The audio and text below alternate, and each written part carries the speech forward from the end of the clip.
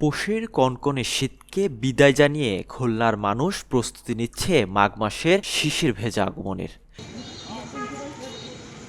তীব্র শীতের দাপট কিছুটা কমে আসায় খুলনার মানুষের জীবনযাত্রায় ফিরেছে স্বস্তি। সকালের কুয়াশা এখন আর আগের মতো ঘন নয়, রোদের উষ্ণতা অনুভূত হচ্ছে একটু আগেভাগেই।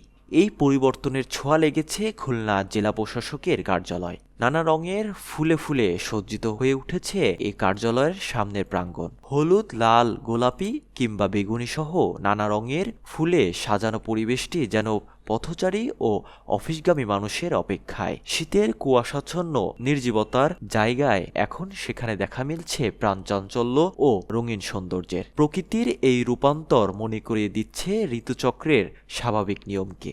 ব্যস্ততার মাঝেও খুলনা জেলা প্রশাসকের কার্যালয়ের সামনে ফুটে থাকা নানা রঙের ফুলগুলো যেন মানুষকে এক মুহূর্ত থামাতে চায়।